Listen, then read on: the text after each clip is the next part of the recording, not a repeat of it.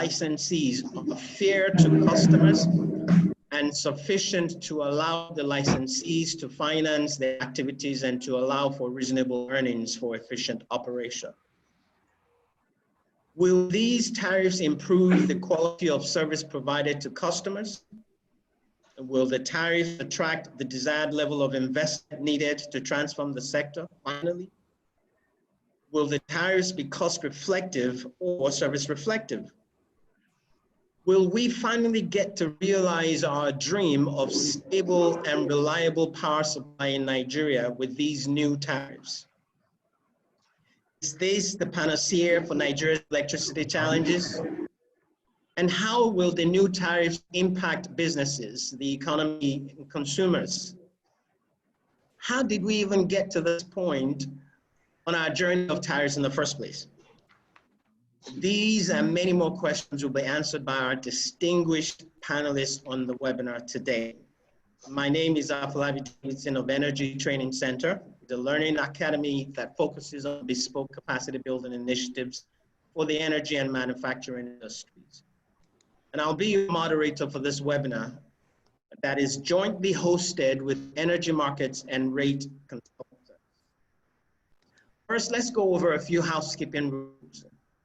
A recording of today's webinar will be available after the live discussions, which you can access through a link that will be sent to all of our attendees. To ask our panelists a question, you can type your question by using the Q&A icon available to you at the bottom of your screen. And we also encourage you to share your key light bulb moments that you get during the webinar on your social media handles. You could use the hashtag ETC EMRC Power Webinar. And for those of you just joining us, welcome. It is my pleasure to introduce to you our guest panelists in no particular order. Rahila Thomas, she's the Director of Energy Markets and Rates Consultants Limited in Nigeria, spearheading the teams that provide industry-wide power market analysis, financial and techno-economic due diligence, and regulatory support. She's a power sector strategist with over 19 years experience in power sector. She started her career at the Bureau of Public Enterprises in 2000, where she became a core member of the electric power team and an institutional repository of the Nigeria Power Sector Reform Program.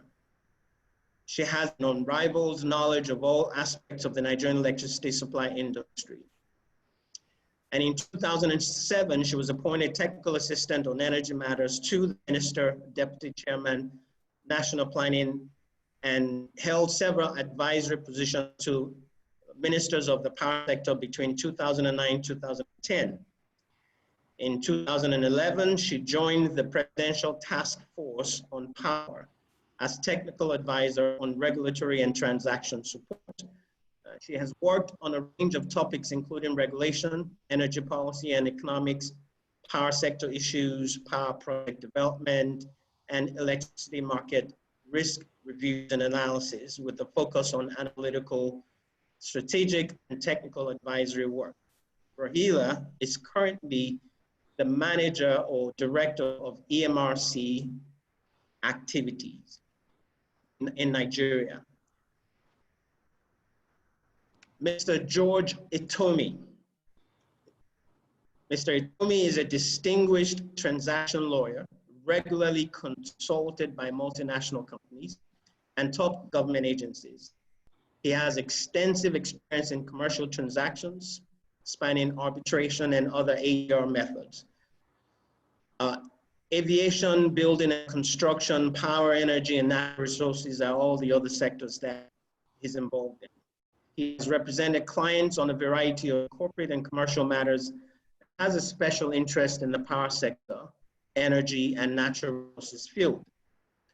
In the power space, he supported power investors during the acquisition and concession of successful companies in the Nigerian power privatization process, and provided high-level legal advisory services to the government and core investors alike throughout the several stages of the privatization process.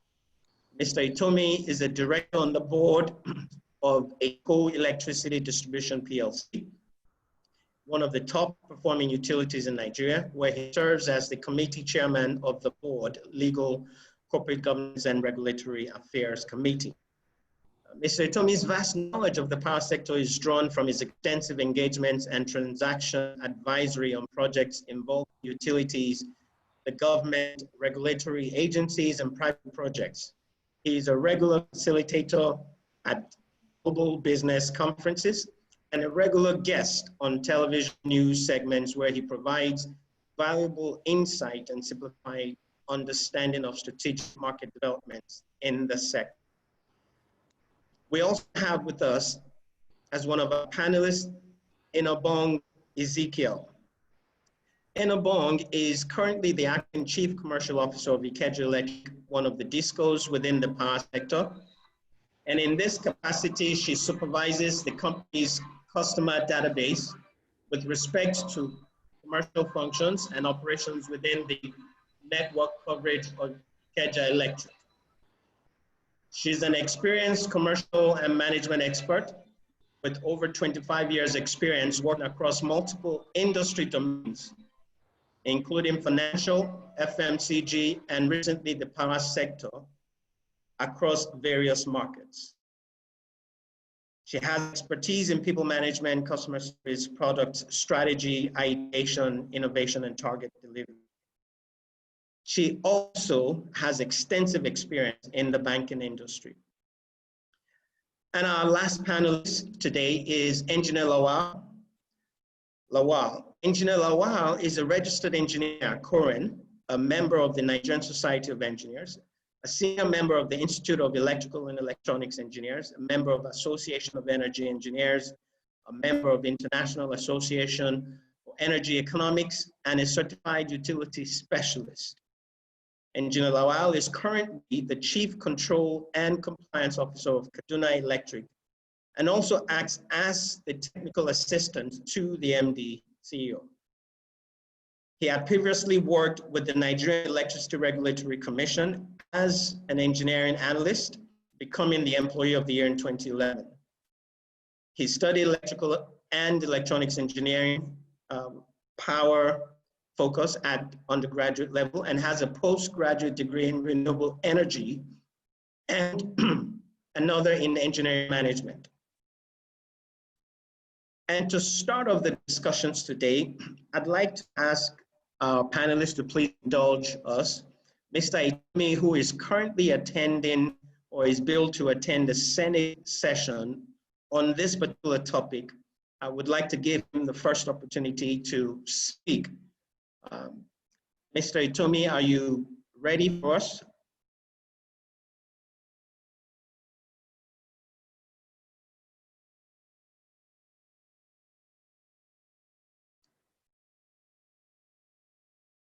Mr. Itomi has promised that he would be able to squeeze out time to make this presentation, so I will wait for him. I see he's on, but okay, he's about to connect.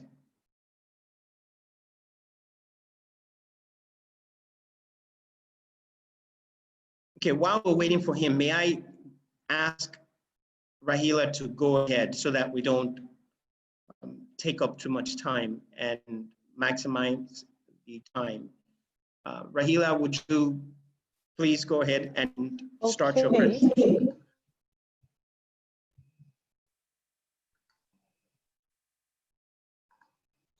Yeah. Okay, can you see my screen? It's coming up. Okay. Once it's up, if you let me know, I will. We can see your screen. You may go ahead. Okay, fantastic. So thank you for having me, Afolabi. I will just walk through the eight slide presentation. I would like to take the audience through on a journey of tariff regime in Nigeria. And that would be me starting out by talking about what the cost reflective, when we talk about cost of electricity, What is it made up of? So the cost of electricity has three components to it. You have the GENCO cost, the TCN cost, the DISCO cost. All this represents the value chain cost, which at the end of the day is the retail tariff that you and I pay as customers. So 58% of all the revenues made from the value chain goes to the GENCOs, who have obligations to their gas suppliers. You have the transmission company, and you have distribution costs. What makes up those costs? Obviously, you have the capital that needs to be put in. You have to have depreciation of that capital. You have to have a return on that capital if you invest it. There's also the cost of gas that goes into it as well. And yes, you see the exchange rate is a key aspect of the tariffs today, because gas supply is a forex denominated product, and you also have a lot of the capital projects that are, priced in dollars. So in the tariffs that you and I pay today, we have a forex component that needs to be recognized. Now, what this slide is speaking to is 4 parameters. Now, these 4 parameters are the aspects that actually impact our tariffs today. So the movement in these actually affect what your retail tariffs would be. And starting with the capacity, we all know that the more you have something, the higher the capacity or generation capacity we have, the unit price for that electricity will drop. So what you see on the slide is what has been projected from the year 2012 and then 2013, when the privatization actually took place. So meaning the private sector took over the operations of the utility in the electricity market. And then in 2019, the figure you see there, 3,453, is the average that the distribution companies were able to take on and distribute. And then what you have to the right, which is the last column, is what the tariff regime actually projected. Now, the ETC and EMRC losses you see there in red is, in simple terms, just speaking to the losses at the distribution end. That includes technical, which is definitely the lines. You have commercial losses, which is energy theft. So if you have a meter and you're bypassing, you're actually stealing.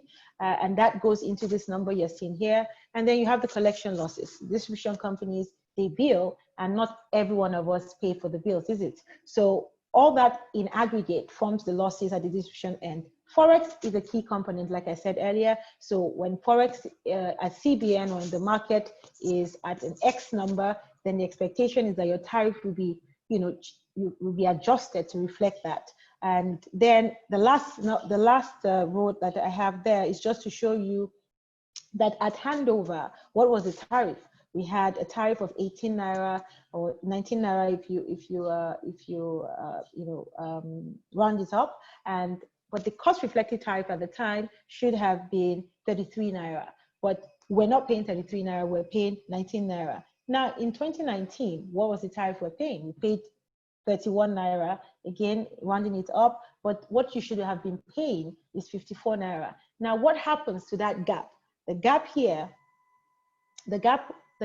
we're talking to will be the difference between the tariff that you and I pay, which the regulator allows, and the tariffs that should be, which is the cost reflective tariffs you hear about. And that cost reflective tariffs will take care of the entire value chain, as you saw. So the generation cost, the transmission cost, and the distribution costs are all in there. Now, if you look at this slide, the first bar is speaking to a cost reflective state. So when your tariffs are cost reflective, this is an example. You're expecting a 1.2 trillion revenue in a particular year, and then this is distributed. However, the regulator has said, well, we do not want to charge the customers the full tariffs, so we would only allow some part of that, which is 30.8 naira. So you can see there that the sector was supposed to benefit 1.2 trillion, but you only got you're supposed to get 670, which the regulator allows. Now, if you look at the third column, what is happening there is that the ETC and EMRC losses, which is the losses. So I'll keep it simple. When you hear losses of 50%, what that is saying is that a disco is losing 50 kobo of every naira of kilowatt they sell. Now, in your tariffs today, the regulator has a different projection because it expects the regulator expects the distribution companies to be much more efficient. So in their estimation, for example, if you look at the previous slide, it's saying here that the distribution companies should only be losing 28 kobo, but in reality, in 2019, they were losing 47 kobo, which is what I was referring to. So again, you can see how the losses and all these different parameters play a role in your tariffs. This graph is just showing you the difference between what is allowed as tariff for you and I to pay and what should be, which is a cost reflective tariff. So the blue line you see there is a cost reflective tariff, and this is being tracked. This is a trajectory from 2015, and the orange is what you and I have been paying from 2015. Now, the gap you see in there is, again, the shortfall. And when you talk about tariff shortfall, then you ask the question, how is the tariff shortfall made up? So I'm supposed to get 1.2 trillion, but I am only allowed to get 670 billion. So who makes up that difference? Now, this is where we talk about the different government interventions. I'm sure you've heard about 213 billion from the Central Bank of Nigeria. You've heard about 701 billion. You've heard about 600 billion. And all this in aggregate comes to about 1.5 trillion. Now, where did all that money go? That entire money went to taking care of the shortfall you see here. So if there's a difference between what I should be paying or what I'm allowed to collect as a distribution company and what you, the customer, should pay, which is the full cost of the value chain, somebody must fill that gap. So if customers don't pay for it, the federal government will have to step in. So what the federal government has done since 2015 is to step in and to fill that gap you see between the orange and the blue line. Now, what is happening here? If you see the gap, we are moving up until 2019, and in 2021 there is a merging there. What that is saying is that we're heading into a regime, as Afolabi introduced, called the service reflective tariffs. That service reflective tariffs is supposed to have you and I pay for the full cost of the entire value chain. So no more. There will be no more tariff shortfall support from government, and that is how the whole service reflective tariff regime is supposed to work. Now, what should happen is that the distribution companies are supposed to provide different clusters in their network. So you do a cluster where you supply them 4 hours because that has been the average supply over time. There are clusters that will be given maybe 10 to 15 hours, some 16 hours, some 20 hours. So they're supposed to, in this new tariff regime, segregate their market along the service they are providing. So what happens is that if you are a customer in a band where you're getting 4 hours and you're paying 20 naira, if you are moved to a 25 naira band, which is a band that gets 15 hours supply a day, then your tariffs should change. So that is the whole idea about the service reflective tariff. So meaning the tariff you pay would reflect the actual hours you're getting and the kind of service that the distribution companies will be offering. So this is what all this, in a nutshell, that is what the tariff reflective tariffs, the service reflective tariffs is speaking to. Now, let me quickly take you through a memory lane of tariff regime, starting in 2013. Now, if you remember, I told you about the 4 parameters that affect tariffs, and anytime those parameters change, then your tariffs have to change. So that includes your capacity. What is generation capacity? If I projected 4,000 and I'm only getting 3,000, then the tariff should reflect that. And if you have generation that is at 4,000 and it drops down to 3,000, what that means is that your tariff should go up.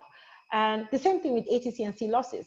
The losses change with time, but that is something that, it's cast in stone in the sense that there's some commitments that the distribution companies have made when they actually bought these companies.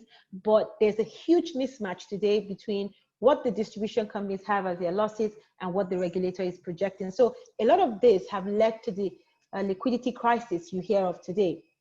And obviously we talk about Forex. If the Forex changes, then your tariffs have to move in that direction as well. So when we started in 2013, we didn't have a baseline losses study. What is a baseline losses study? That was a study that was supposed to establish what was the actual losses in the system.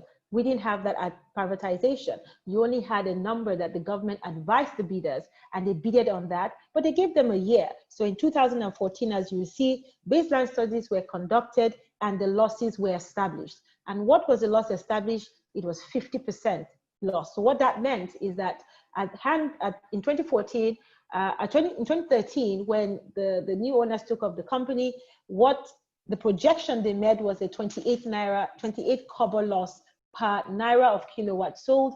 But in 2014, when the baseline losses was done, they were losing 50 kobo per naira of kilowatt sold. In 2015, what happened? The tariff started out with a government intervention of 214 billion. What was that for? That was, again, to fill the difference between what customers were paying at the time and what customers should be paying based on the fact that the regulator at that time had adjusted the tariffs to reflect, the forex at the time, to reflect the capacity at the time, to reflect the losses that was established. That all happened in 2015. Obviously, there were other issues around some of the distribution companies, filing for force majeure and declaring that. I don't want to go into that because we are going to focus on tariffs.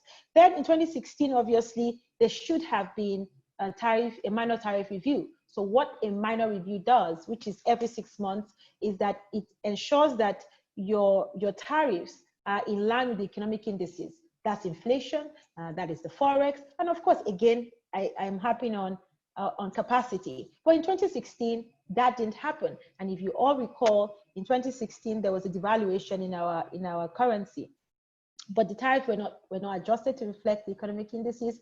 Then there was no cost reflective tariff.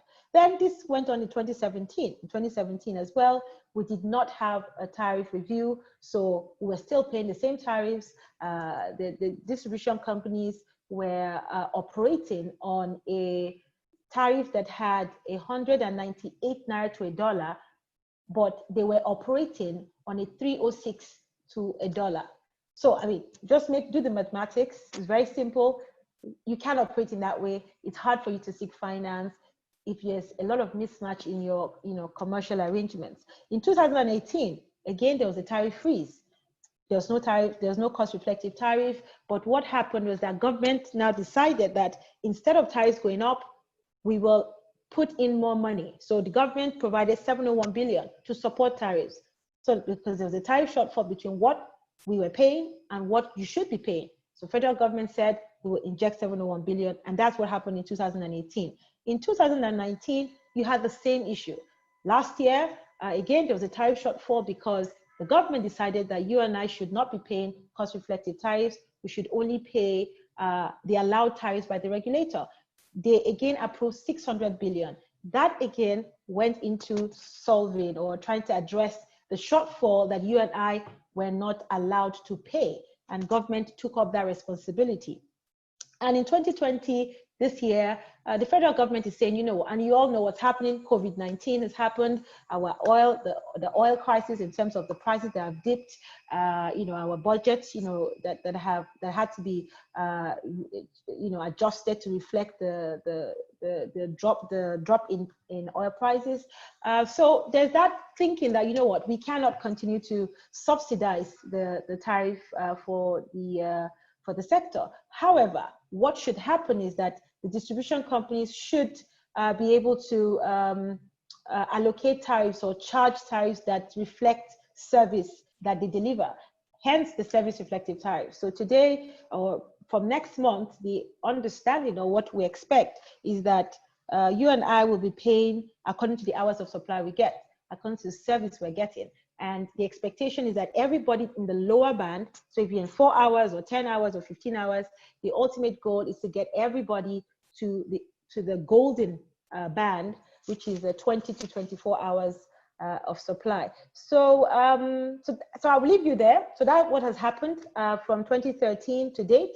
Last year, we eventually had a throwing up. I think I failed to say that in 2019, there was a minor review eventually done by the regulator, and they made a lot of changes to the parameters. However, that did not translate to charging the cost reflective tariff in January 2020. It didn't happen. In April, it didn't happen. So we'll see what happens next month. So with that, I come to an end. I bring to an end my presentation. Afolabi, over to you. All right. Thank you very much, Rahila, for that presentation that gives us a historical perspective of our journey on tariffs to date. The topic that we're discussing today has a lot of interest, and rightfully so, because it impacts so many people in society and so many sectors of the economy. I must share with you that based on the data that we have received from those who registered for the webinar, it cuts across almost every sector of our economy.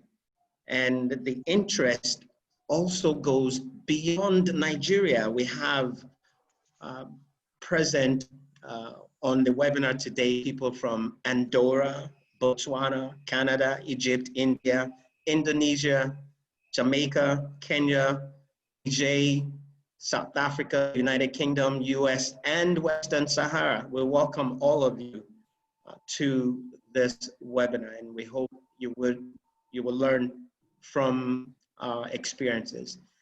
We also have a large number of participants from Nigeria as well.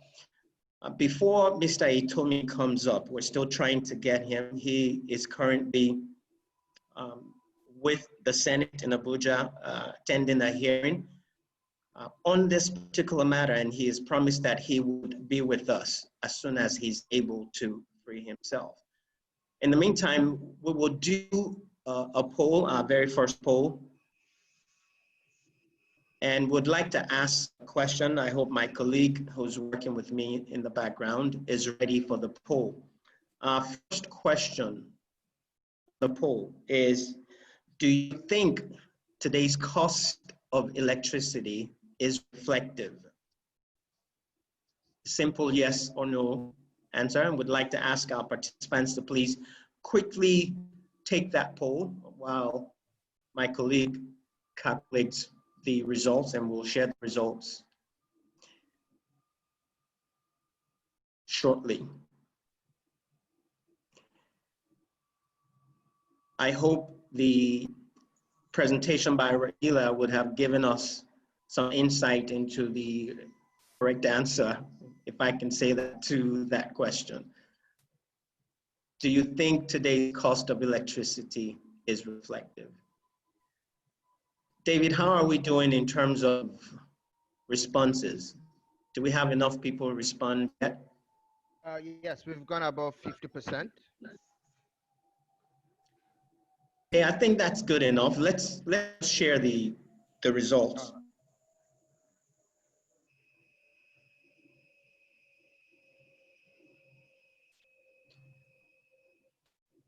Good, okay. A majority of us, 92%, says that the cost of electricity today is not reflective. Thank you very much. And 8% says, yes, it is. Thank you for that poll. We'll now move on to our next presentation. I don't think Mr. Itomi is quite ready yet. We would like to have Inobong Ezekiel give us her presentation now, and she's going to be speaking to the impact of service reflective tariffs on the power value chain. And are you ready? Yes, I am. Hello, Afolabi. Thank you so much for having me. And also to my other panelists as well. Yes, I am ready. Okay, you may go ahead. I don't know if you can see my screen right now. Okay. Not yet. Okay.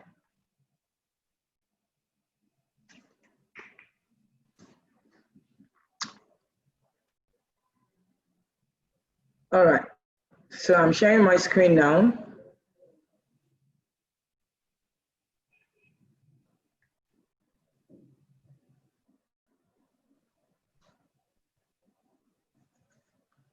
Okay, we can see. I think you can see my screen now. Yeah. Fantastic. I'll put it in presentation mode. Oh yes, that.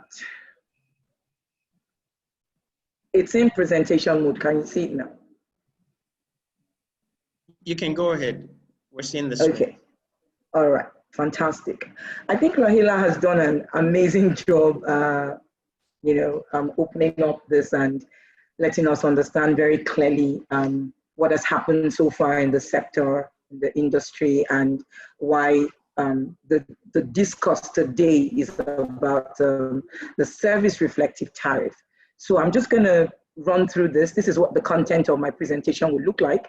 We're going to talk from the introduction of the power chain all the way down to what the sector's dream is, not just for the DISCO that I represent right now, but for the entire DISCO as a whole. So this slide itself will be speaking straight to, can you see where I am right now? You're still on your first slide. Well, I've moved it, so I don't know why it's not. Okay, now we can see. Now you can see that.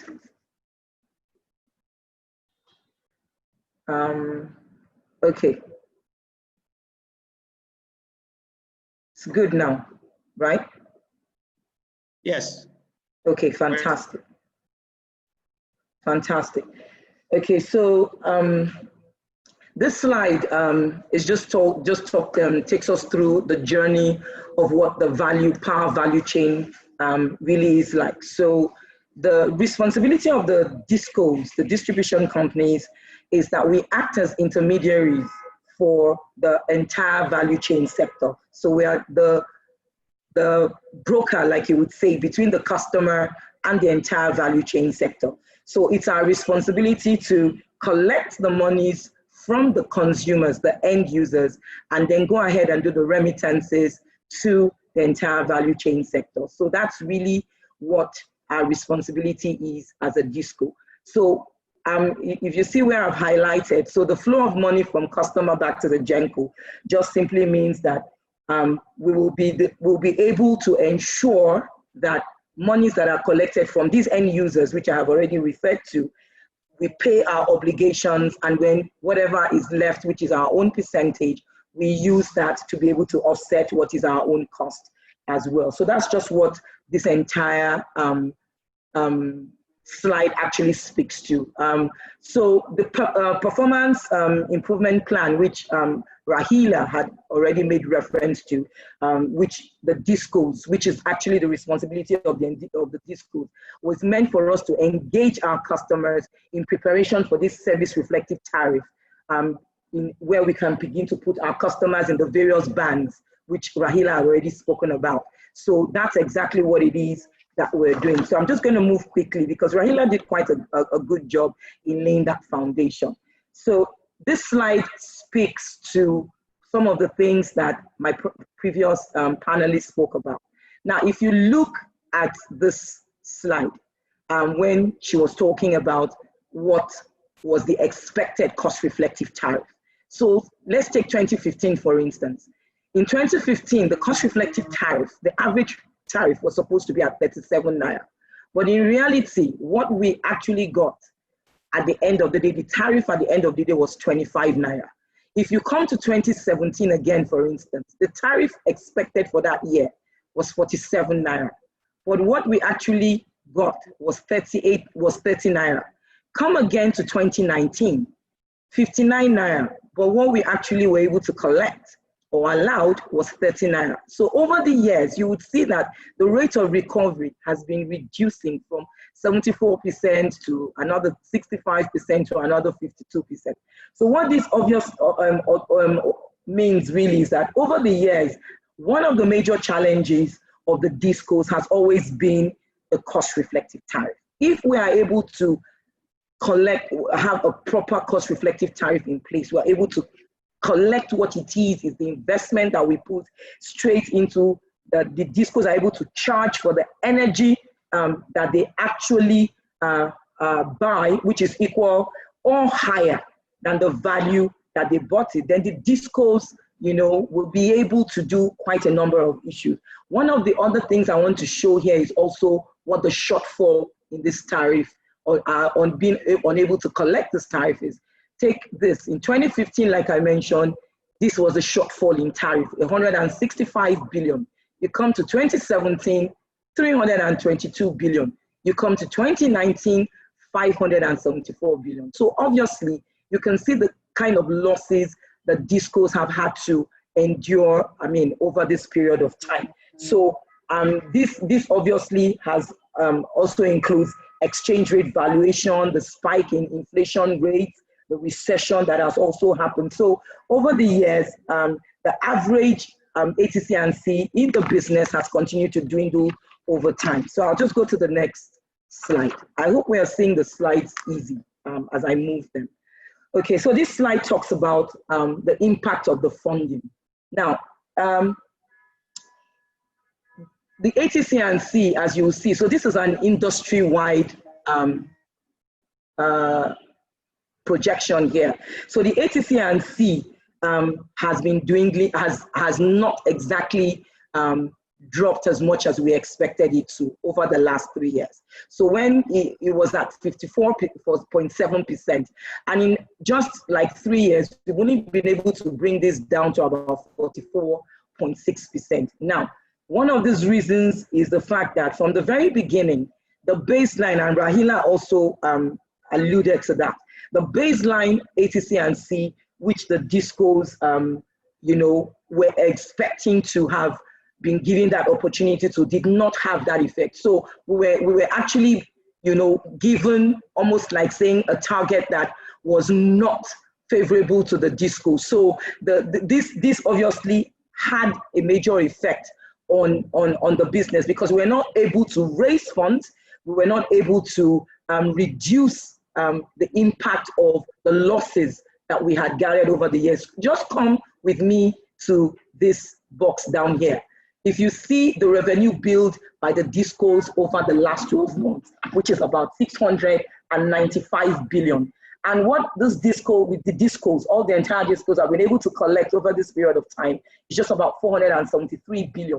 So this 222 billion is the debt that the discos have been unable to collect over the last 3 years. And you will agree with me, I mean, if you're looking at this kind of numbers and how frightening these numbers are, you will agree with me that if we do not have a cost-reflective tariff, it will be a little difficult to resolve to a great extent some of the issues that the discos have. One of those issues is the metering. You will see here that there was a reduction in metering between 2017 and 2019. We had about 45.5% in 2017, where we had an average metering density, and it dropped all the way to 41%, of course, in 2019. Of course, a lot of network upgrade could not be done, maintenances could not be done, and of course, the impact also is the fact that ATC and C losses could not be properly reduced. So I'm just going to talk a bit about Ikeja Electric, which is one of the discos that I represent. So every organization at some point has to literally take, their own future into their own hands. So it was in the course of the issues of the sector that Ikeja Electric came up with demonstrating that we needed to find something that works as a business. So we at Ikeja Electric came up with the bilateral power initiative under the willing buyer, willing seller scheme, with the objective of providing stable and uninterrupted power supply to our customers. It's important to note that this has yielded some very fruitful exercise for us. As we speak today, Ikeja Electric has actually, this number has actually increased within the last 2 days. So as of today, because we have also added some new estates into this, we now have about 16,000 customers and are presently enjoying this product, and more to be added at the end of the year. We are also collaborating with Lagos State government in partnering with some of the very key local governments that we have in Lagos to also be able to extend this product to them. So I believe that a lot of other discos are also looking at some great initiatives that they can also bring on board to ensure that they do this. So the service reflective tariff, this is almost like the new song, if you will ask me, that all discos are singing. And the service reflective tariff is simply a customer paying for an agreed level of service, which is a supply of electricity. Not just electricity, but the ability to be able to carry out other service-related channels within that same capacity. So we want to be able to clear fault, we want to be able to maintain equipment, we want to be able to maintain the infrastructure and all that. So this is what the service reflective tariff is about. Factors that are being considered: the hours of the day, the average fault resolution, like I mentioned, how we respond to customers' complaints. This is all embedded. So the service reflective tariff is a total product. So you can say it's the entire cost of the value that the discos will be giving to the customers when this comes on board. This slide just simply speaks to the difference between, remember that I talked about the bilateral power service, bilateral power that Ikeja Electric is currently involved in, and what the service reflective tariff is about. So I'm not going to really go through reading this. I'm just going to speak to things that really differentiate, or one major thing that differentiates. The one major thing that differentiates the bilateral power from the service reflective power is that the bilateral power is the arbitral here is that it's a contract. There is a contract signed here. In the service reflective tariff, there is no contract signed. It's more or less based on NERC's, where NERC determines, NERC determines, you know, what happens within here. While in the bilateral power, the DISCO, let me say the DISCO, because I believe some other DISCOs are also trying to bring this product on board their service. So the bilateral power, which is a real high service and kind of business, is done by the DISCO itself. What are the implications of the service reflective tariff? So prior to this webinar, because I mean it was advertised and all that, and this is one of the questions that I was being asked by quite a number of people who had, you know, either registered for this webinar or wanted to know what was the importance of registering for the webinar. And one of the major things that I said to them was, you are guaranteed the hours of supply. Raila also alluded to this. So if you're in a particular band, whichever band that you fall in, whatever hours of supply is in that band is what you get. You will also get effective service delivery, definitely. The customer service delivery will definitely be top-notch at that particular point in time, because the total value of the service reflective tariff is what the customer gets at that point in time. You will get faster resolutions to faults and whatever service interruptions that happen during the time that it happens. And of course, the prepaid metering service will be giving due attention, because at the end of the day, we also have a mandate as DISCOs to ensure that we meter these customers, we meter our customers within a period of timeline that have been given. What it will also do for the DISCOs is that the DISCOs will become a lot more bankable. I've already shown you a whole slide where we have this huge amount that is a shortfall to the current tariff that is being charged right now. But we become bankable. Banks will be, you know, ready to look at us. Banks will be ready to offer more assistance to the DISCOs. And at the same time, we'll be able to ramp up metering. If we are collecting, if we have a proper and adequate service reflective tariff, obviously the revenue will increase, and the revenue increasing also automatically translates to the fact that we can also improve on our metering to our customers.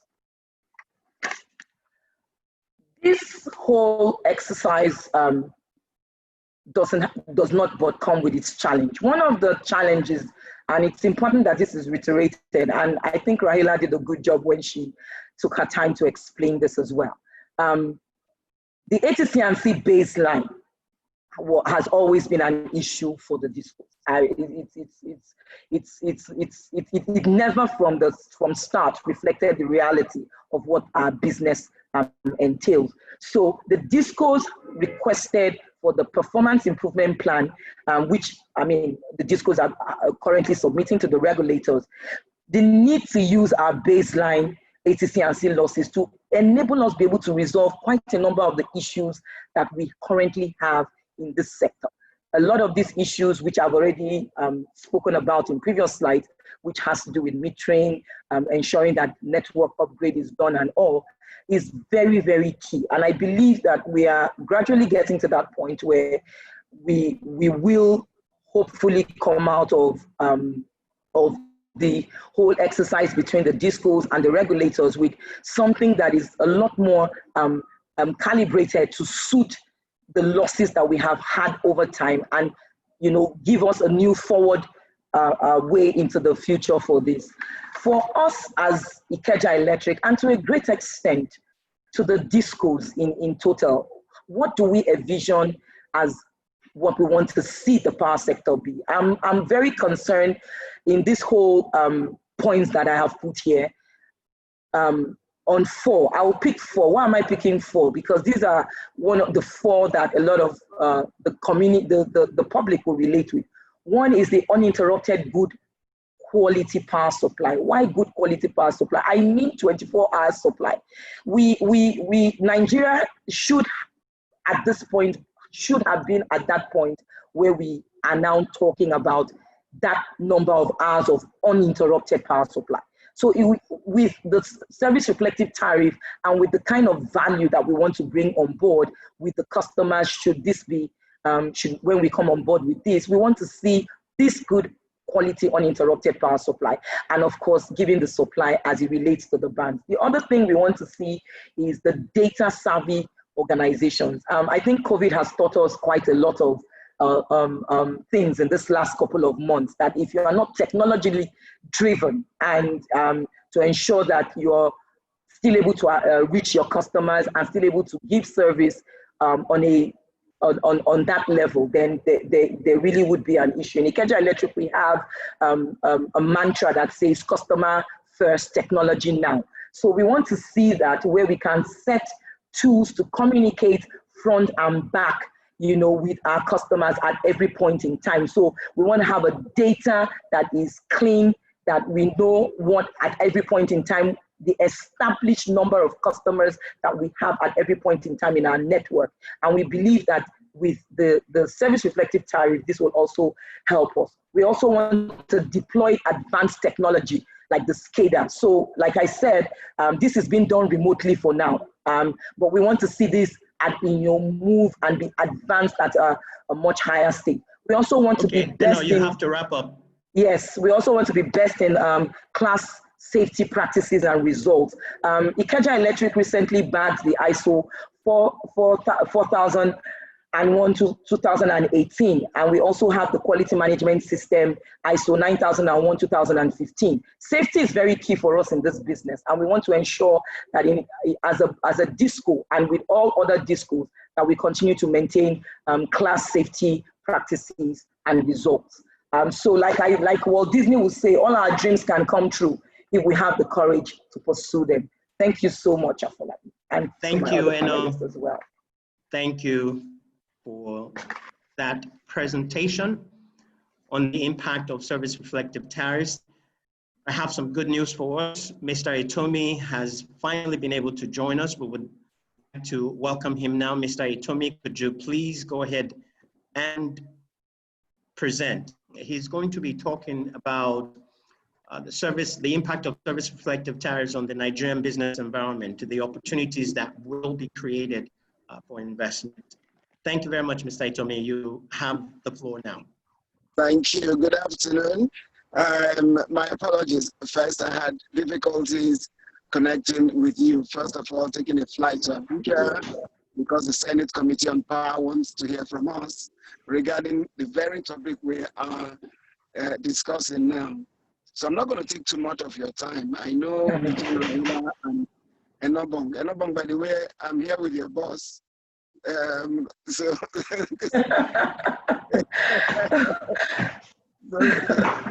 my best wishes. You understand why we're here? Now, yes, I understand. Just to go straight to the topic. Rahila, why are you not here, by the way? That's a topic for another day. Well, to go straight to the discussion, I know between Rahila and Enobong, they've given you what the whole service reflective tariffs involve. So I'm not going to bother to repeat them. So I'll be looking at the impact it would have for businesses in Nigeria. I think without any kind of argument,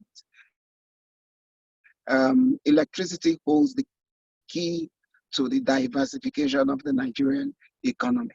The one singular regret that I have in the back and forth in the power sector has been that if there had been some degree of faithfulness with the privatization, we would still not be engaged in the blame game today. A lot of the weaknesses in the privatization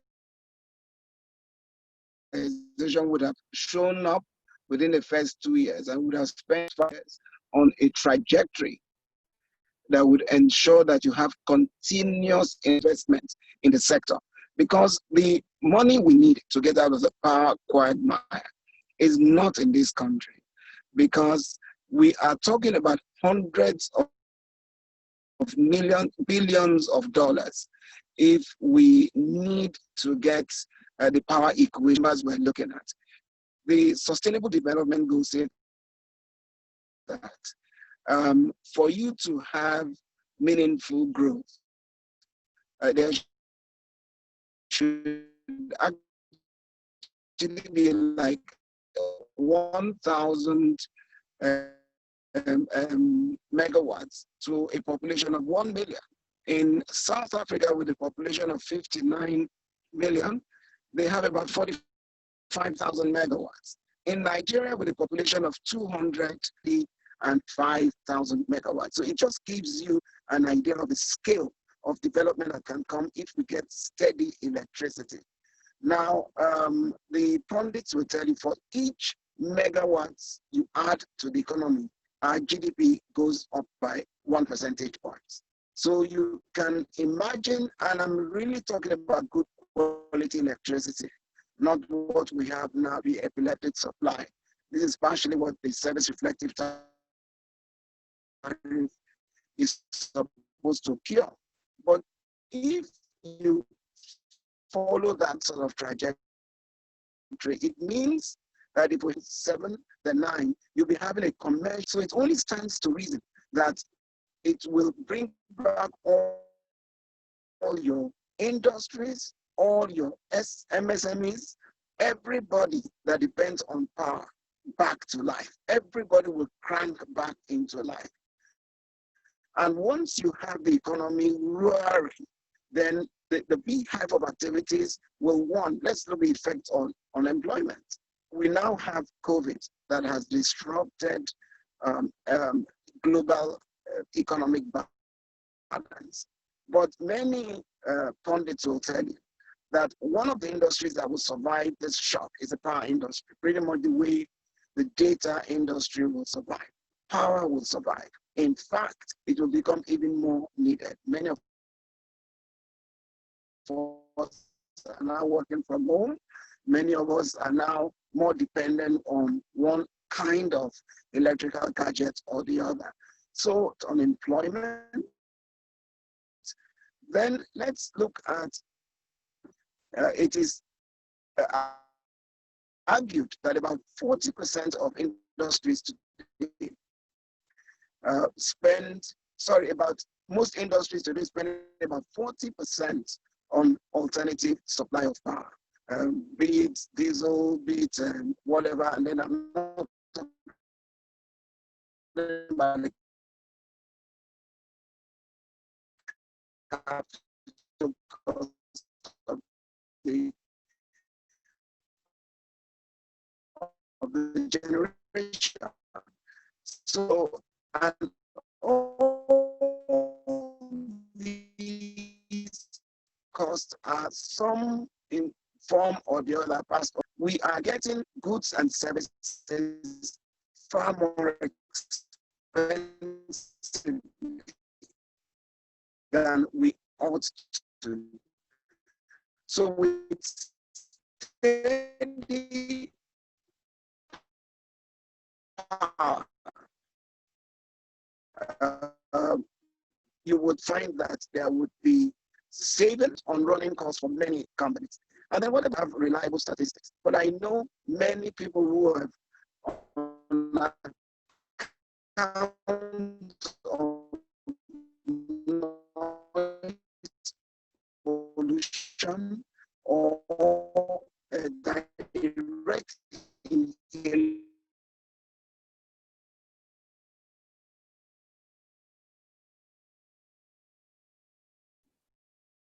We're having some technical difficulties here in Mr. Itomi.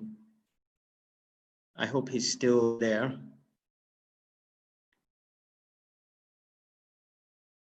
Okay, it looks like we lost him.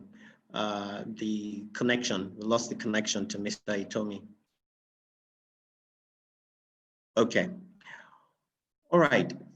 Thank you very much, Mr. Itomi. He mentioned a number of statistics that was quite revealing during that presentation. We'll try and get the connection back to him if we do, or we can bring him back on.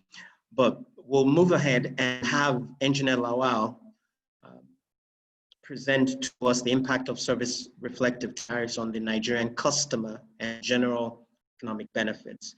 Engineer Lawal, are you ready?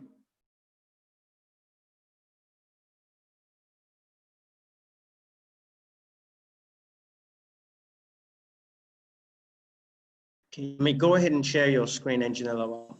All right, thank you very much. Hello, everyone, once again. So I'll go straight to my slides.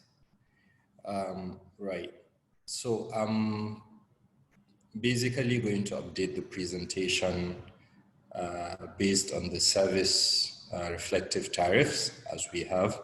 Kaduna Electric has been on the forefront of service reflective tariffs over the last 2.5 years in partnership with our investors and partners from Connexa, which is a company called Energy Company of the Future.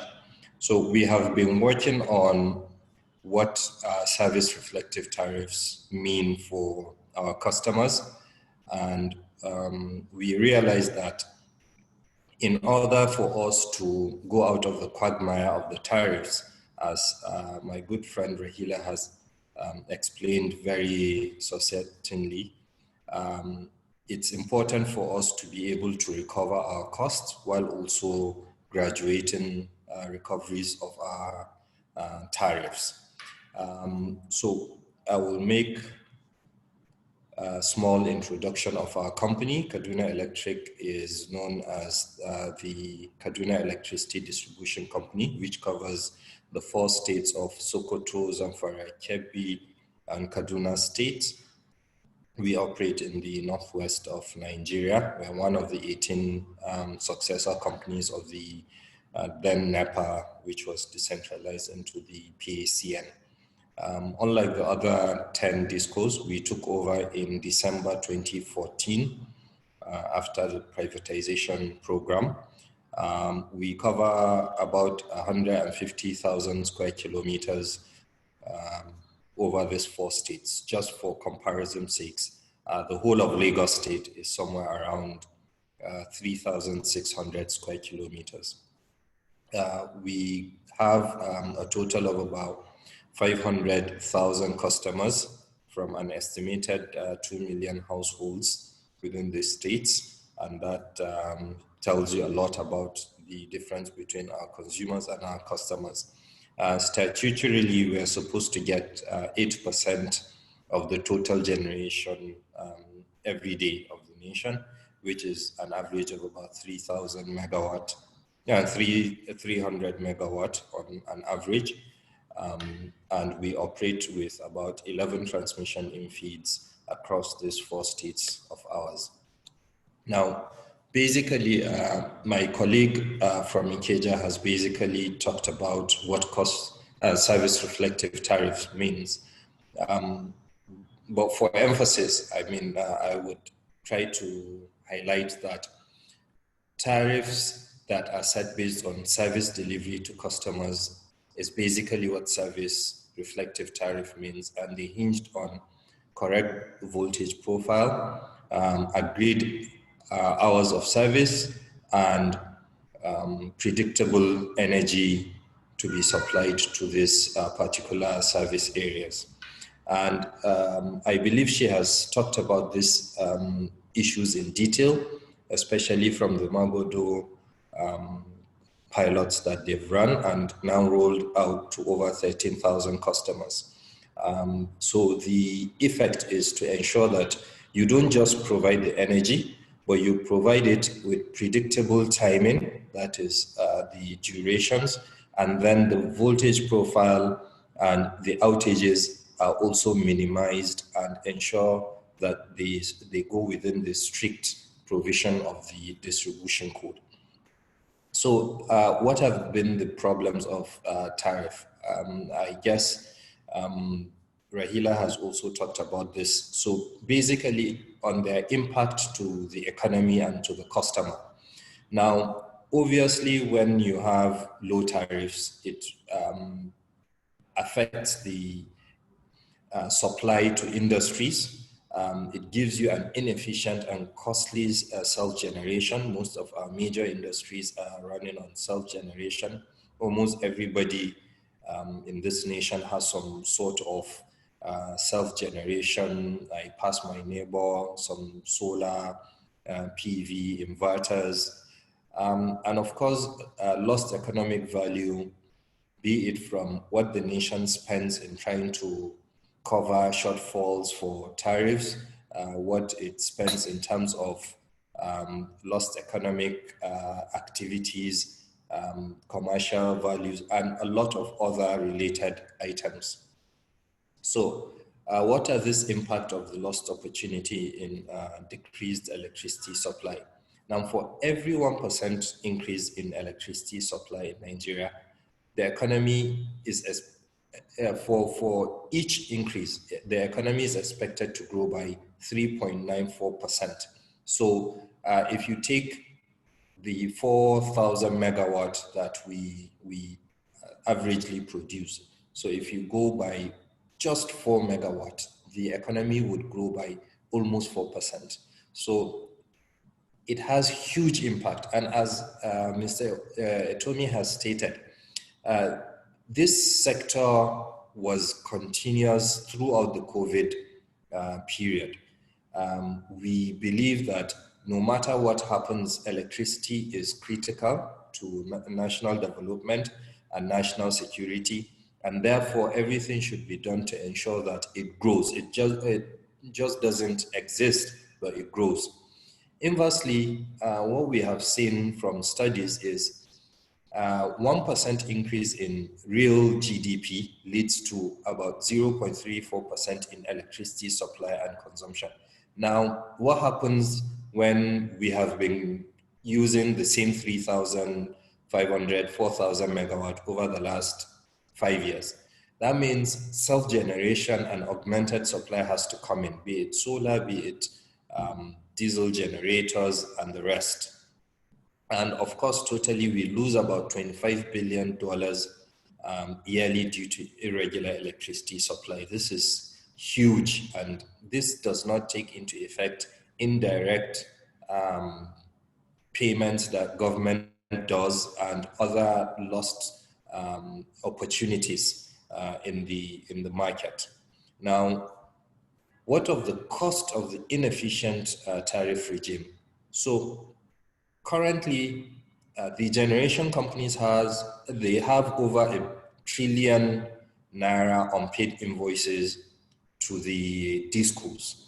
These discos have consumed energies and supplied to customers and have been only able to pay about 40% of the invoices. The government has stepped in over the last 4 years, and this issue is yet to be resolved. Discos are unable to charge the amount plus their operational costs so that they'll be able to improve the service. And this is what Rahila states in her presentation, that most of the difference in the tariff is being catered for temporarily by the government until such a time where we're able to recover, and then if we're able to also pay up the difference over these years. So the new tariff regime now, the service reflective tariff regime would ensure that the costs are recovered and the federal government does not provide this bridge to GENCOs. These are going to be taken over by the DISCOs over the next few years. Now, what have the discos done over the last 4 years that might necessitate for customers to pay higher tariffs? Now, ordinarily, you can see from Rahila's presentation, the actual cost itself has never been covered. And I'm happy that over 92% of respondents agree that the costs have not been reflective. Now, all discos over the last 5 years have been able to provide advanced communication, proper database systems for their customers, relationship management systems where people are able to make complaints, GIS-based enumeration where the discos are now able to know their customers and their locations, applications for our staff to be able to respond to faults, internal systems to do with the HR systems, payments, ERP. Every single one of this did not exist when the companies were taken over. This does not even include all the maintenances, the new lines, the new injection substations, the new transformers, and all the other network advancements that we've had. So I saw one of the questions about the tariff bands and the service hours. Now, as this is a continuous and ongoing discussion with the regulator, what we are able to establish are the tariff classes and the bands. Now, in terms of the new tariff classing, we would continue to have what was known as R1 as the lifeline tariff. We would have the residential, non-MD and MD, basically just two categories. We would have the commercial, the same non-MD and the MD category. So the MD categories are MD1 and MD2, and the same goes for the industrial and the special customers. Of course, the street lights are MD1, and therefore they would be categorized under MD1. Now, as these models are being finalized, this is the simplified nature of the tariff classing, and this would be what customers, what the customers would know going forward. And of course, the categorization for band as provided for by the regulator is 5. So you have customers that are having up to 4 hours of supply, customers that are having 8, 12, 16, and then 20 to 24 hours supply. Now, I have provided this chart just for you to understand that we are tracking all the voltages, the faults, the voltage drops, current spikes, for us to be able to serve the customers better. I have seen a question around what we do around energy theft. So anytime we have unexplained voltage drops, current spikes, we try as much as possible to go on patrol to see that the outages are not affecting our lines and the customers, and we'll be able to serve them better. These are the things that we can promise customers, that these things are going to be done in a more sustained manner and to serve the customers better. So we monitor this online from our offices. We sit and ensure that all the customers are served based on their service area in a more sustainable manner. As you can see, we track meter installations, and we do that every single day to ensure that these meters are working for revenue protection, and then to also ensure that the customer gets service as expected. So these are the kind of expectations that we are going to meet from our customers. This shows you how we monitor all our feeders, and that was what determined our categorization of all the customers, be it within those 5 bands. Prior, we had 3, but we've been able to expand them to 5 now, and we'll be able to ensure that we service people and charge them only based on their service levels. These are all examples of what we've done over this year so that we'll be able to serve the particular customers based on their bands. And I would like to take this slide to show you that over the last 2 years, we've picked out the Kodenda area and the Zaria Road area in Kaduna to do a detailed study of how we'll be able to supply 24 hours energy to them and give them 24-hour customer service as well. And we have come up with all the possible requirements, and as we speak, ground is being broken and lines are being extended, customer service points are being established, engagement is ongoing, extension of lines, as I said, and expansion of transformer capacity is being done across all of these areas. It is going to cost us a lot of money, but this is exactly what we are going to recover, and this is why we are promising that for customers within those particular bands, we are going to provide that particular amount of energy and hours of supply. So I believe that we've been able to take you through most of what we have experienced over the last few years and what we are promising. This slide just goes to show you that in India, while we have copied this model in Nigeria, I mean, the whole privatization was modeled after Delhi, and most of us, about 5 different discos in Nigeria, have technical partners from this same Tata Delhi distribution. They cover a total area of about 500 square kilometers. If you recall, Kaduna is about 150,000 square kilometers.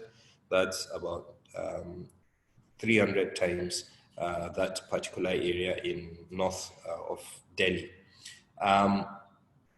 Their customer population is about 1.3 million. It was about 800,000 when they took over. They have a total capex per annum of about 26 billion. Now, the whole of Nigerian discos are spending about 93 billion per annum. So if you look at it, only about 500 square kilometers area, that is less than 1/6 of Lagos, spend about 26 billion per annum. The whole of Nigeria is expected to spend about 93 billion per annum and expect service as we have in Delhi. That's not just possible. And therefore, as we move towards cost-reflective tariffs by providing the right service reflectivity, we are able to ensure that we meet those service requirements that we have across all the places that we want to see, like Delhi, where they have moved their losses from about 40% down to less than 15% as we speak in 2020. And therefore, hopefully, by the time that we move using the service reflective tariffs towards the actual cost of the tariffs, we'll be able to guarantee these services and we'll be able to recover this cost efficiently as it should be. I believe this is my presentation. I would like to move on to questions, and thank you for the time. Thank you very much, Engineer Lawal, for the presentation. A lot of interesting statistics, and we have a lot of questions from our participants as well. Before we do the questions, I'd like to take a couple of poll questions. My colleague who's working with me is ready. Can we go ahead and do the next poll question? And that is, if you are metered, how much more are you willing to pay for 24-hour supply? Is it 25%, 50%, higher tariff, 75%, or 100%, or none of the above? How much are you willing to pay for 24-hour supply if you are metered? Very quickly, let's answer that question.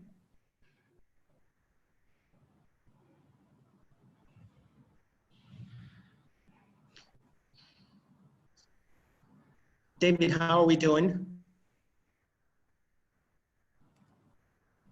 We're at 48%. So let's just give it a few more seconds, please. Okay.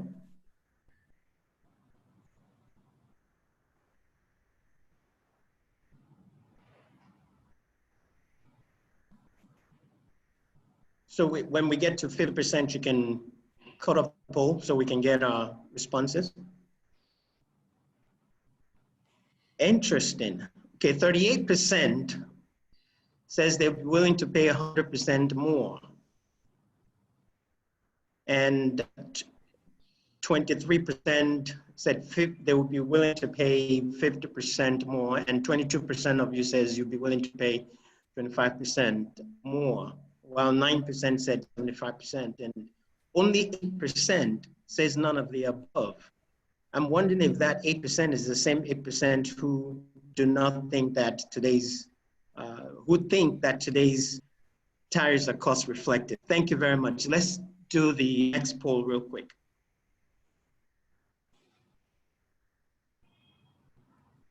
So the next question is, to cover the DISCO's increased investment costs for improving service and metering all customers in your area, are you willing to pay a service reflective tariff that relieves the cost for the poorer customers in your area?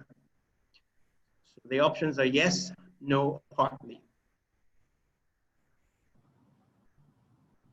If you're willing to pay a service reflective tariff that supports poorer customers' electricity bill, yes, no, or partly.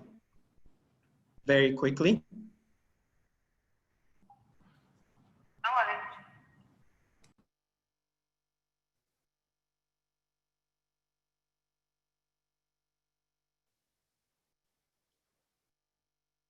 So when we get to 50% response rate, we can cut off the poll, David.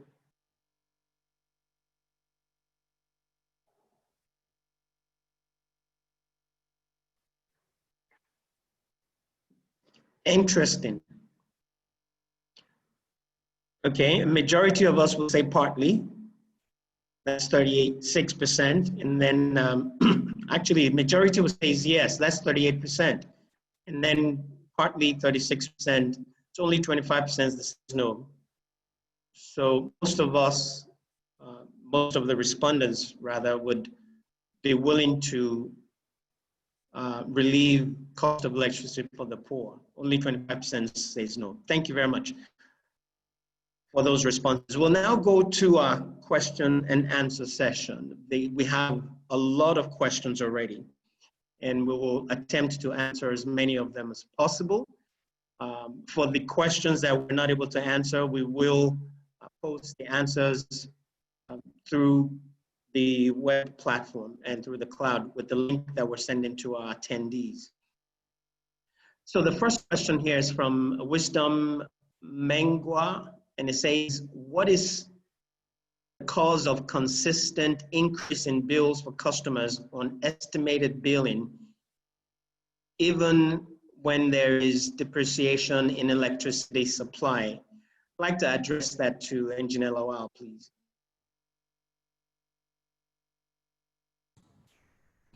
Right. So I believe that question is quite too vague for me to be able to answer, because we have to know where he's talking about and when. Electricity is actually a time-based variable. I do not know where he's calling from, but the average generation in the country has remained around the same over the 3 months. Hello, can you hear me? Yes, can hear you. Go ahead. Start. Right. The average generation has remained consistent over the last 3 months. I believe we have even picked the highest ever sometime around May. Maybe Rahila can correct if I'm wrong.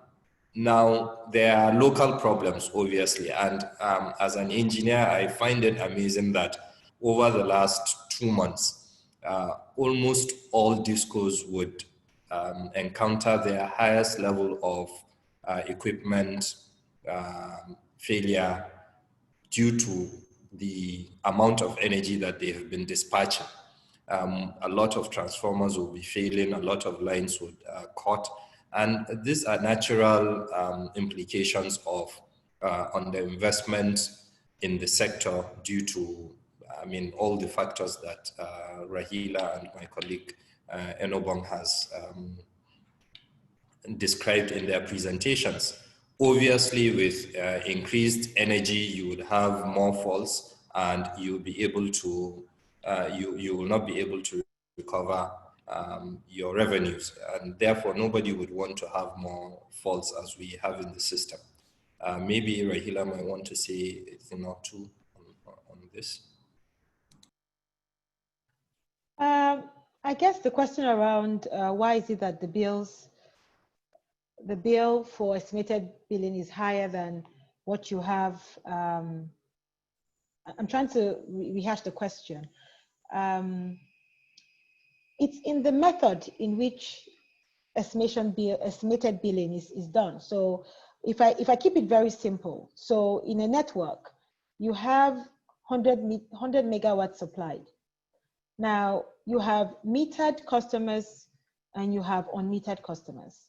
Obviously, the ideal situation, which I think most of the distribution companies work hard to do, and it's not perfect, and I'm not here as their voice, is to ensure that if you're an unmetered customer, your estimation is closer to those that are metered.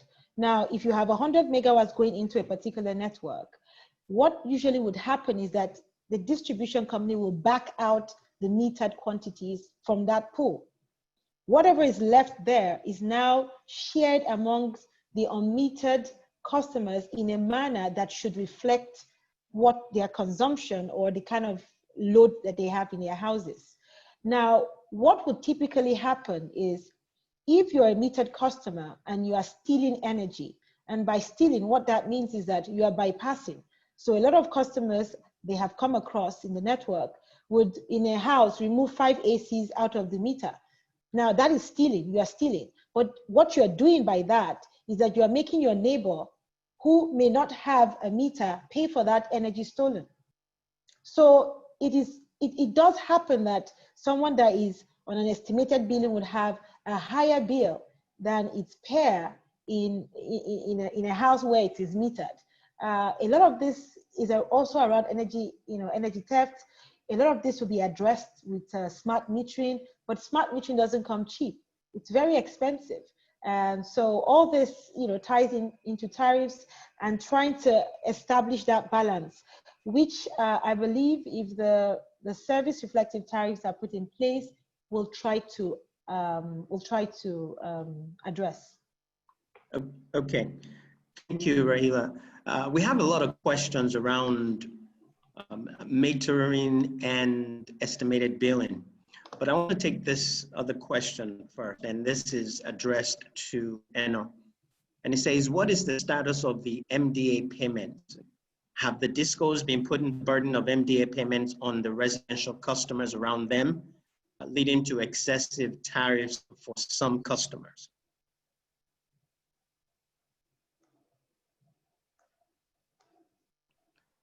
Did you get that? Yes. Could you please repeat that again, Afolabi? Okay. The question is from Joseph Bamishi, and it says, what is the status of the MDA payments? And have the DISCOs been putting the burden of MDA payments on the residential customers around them, leading to excessive tariffs for some customers? And I believe the MDA there is referring to ministries, departments, and agencies. Yes, of the ministries, all the burden is not on residential customers at all. We are currently actually working with NERC and the government as it is right now to ensure that we have some sort of agreement, in place on how the MDAs can actually settle the backlog of debts that we have right now. While some MDAs pay, some MDAs actually make their payments. Some make partially, some actually make full payments, some don't make payments at all. However, a deal is being worked on how to ensure that we recover all these outstanding bills from the MDEs. However, it is key to reiterate again that the burden is not on residential customers at all. Great, thank you, Rahila. This next question is... That was actually Eno, sorry, I apologize. Sorry, but I was kind of looking ahead. This next question is to Rahila, and it says, good day, Rahila. Please, can you shed more light on how the federal government fills in the tariff shortfall gap? Is this done by cash payments to the discos, or how I believe by credits to discos reflected in financial obligations to NBET, market operators, etc.? That question goes to Rahila, and then I would also like to have a representative of Mr. Itomi, who is on with us, to take a step at that question after Rahila. Okay, how does the intervention work? So, like I tried to say in my presentation, if, for example, last year, the average tariff that was charged to customers was 30 naira per kilowatt hour. Now, what they should have charged was 54 naira. Now, the gap, that difference of about 20 naira, is what the federal government brought in 600 billion. In 2018, it was 701 billion. But last year, it was 600 billion. So how is this administered?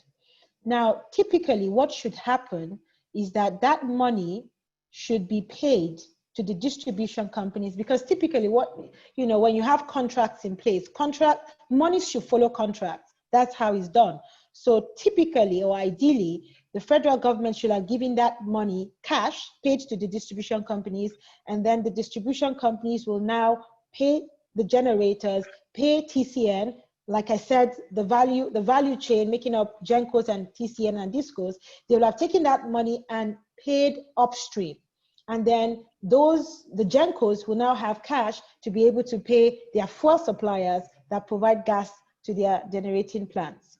But what has happened is that the federal government has paid that money directly to generators. So that money in cash goes, from the CBN through NBET, who has the power purchase agreements with the generation companies.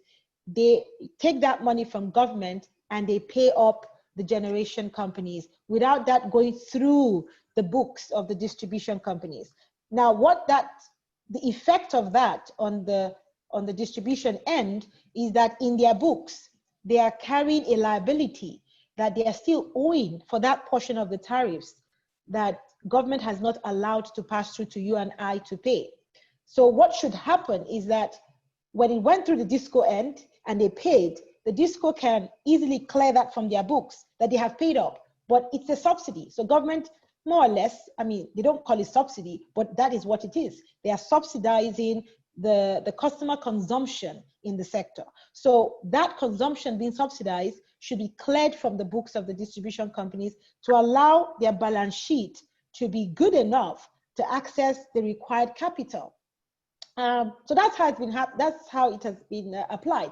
The other question to ask is, do the generators get this money as at when due? And the answer is no, because of course, anything that has to do with government disbursement, it takes time. It's not like the private sector would want it. So again, the generators, on the other hand, are also struggling because yes, the federal government has, earmarked this amount of money to them, but it is not coming as at when due. So that, of course, has cash flow issues. They need to pay their obligations, which is about 60% of their costs to gas suppliers. So it has challenges. So to answer your question, that is how it's done. It's gone straight to the generation companies. It doesn't go through the DISCO books, which ought to be, to make sure that it's no longer a liability. But today you have a total of 1.5 trillion naira in intervention that has gone up as cash upstream, but it's reflected as a liability on the books of the DISCOs. So at times you wonder that if you have such amount of money on your balance sheet, how do you finance your investments? So that is where we are. I hope that answers your question. Back to you, Afolabi. Yes. Thank you. Thank you, Rahila. We have Diana Abasi, who's representing Mr. Itomi with us. And I'd like to ask her a follow-up question to what Rahila just said. The impression that majority of the customers in the Nigerian public has is that 1.5 trillion naira that Rahila mentioned has been the injection by the federal government. The impression people have is that that has gone into the discos, and the discos are just sitting on top of all of that money and continue to bill customers unexpected rates. Can you talk to that to answer this question further about the shortfall gap, the subsidy, as Rahila has termed it, and how can the discos educate the public to let them know the real situation? Because they are customer facing as opposed to transmission and GenCo companies. And the only challenge that Nigerians see is the discos in this value chain. Diana Abasi, can you talk to that, please?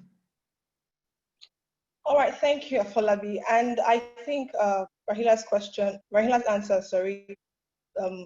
sufficed on that question. However, and this is something Mr. Itomi always alludes to, there has to be constant engagement between the discos and the customers on the actual state of affairs in the sector. That cannot be overemphasized, because as it is, people who do not attend this webinar, who do not have this information, continue to go ahead with the wrong impression as to what goes on with the funds that the government keeps claiming it's injecting into the sector. So that money, like you said, is on the discos books and hasn't been taken off. And so there's still been liability for funds that they can't even access or they haven't received. And the point needs to still be made that this has nothing to do with what discos operations are about. They haven't gotten the funds, it's just still on their books, making them less creditworthy than is required. So customers have to constantly be engaged and informed as to the situation of things in the sector. Okay, thank you, Diana. Now to Engineer Lawal. Question from Kolawole. Says, how would service reflective tariffs work with customers that are presently on estimated billing?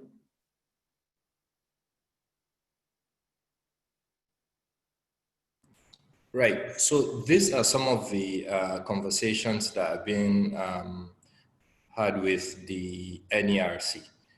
Ordinarily, estimation is an anomaly. And I do not think there's any distribution company that is happy with the level of customers on estimated billing. No single disco that I know is happy with the number of customers on its estimated billing platform, because as much as some are overestimated, a very good number and a bigger chunk are actually underestimated.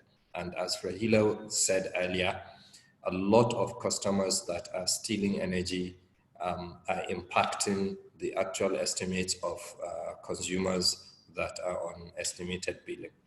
However, the NERC came out with the MAP after this period where metering basically stalled. And of course it stalled because the capex was not enough to provide for metering, and the government wasn't ready for tariffs to go up yet. And therefore, there has to be some mechanism in which metering has to be catered for. Therefore, it was brought out of the tariffs to be separate so that consumers can fund that gap and buy out meters or pay for meters until the period in which meters are supposed to exist. That's the 10-year period. So what the commission did is to step in with the map and then the discos to supervise the maps to ensure metering. The target was discos were supposed to supervise the map metering deployment, and that by 2021, these customers are able to, are metered, and then the discos are able to ensure that the service reflective tariff covers everybody appropriately, especially those on the higher band. However, as we are, the metering does not cover everybody, including those on the higher service levels and the lower service levels. And therefore, the caps that the Commission had brought out, the capping order, exist with variances across the different companies. And then the Commission is also going to consider all other factors, including the energy that is supplied and the data that we provide based on the area of customers and the total energy that is being supplied to those customers. So I would say we are going to push for the metering, and then we expect that customers would also try as much as possible to be on the bandwagon of the MAP as much as possible to ensure that the estimated metering is phased out once and for all. Thank you. Great, thank you, Engineer Lowell. It's obvious that Afolabi, if you don't mind, I might just want to add something to what Engineer Lowell has said. Please go ahead, Eno. Go ahead. It's important for there to be some sort of clarity as well, so that the public understands that estimation is not has nothing to do with the the service reflective tariff. Whether you're metered or not, your bill is based on consumption and your rate. So the estimated billing methodology applies to this facts. So it's important that there is that clarity. So every DISCO has a methodology that is used to, bill the customer.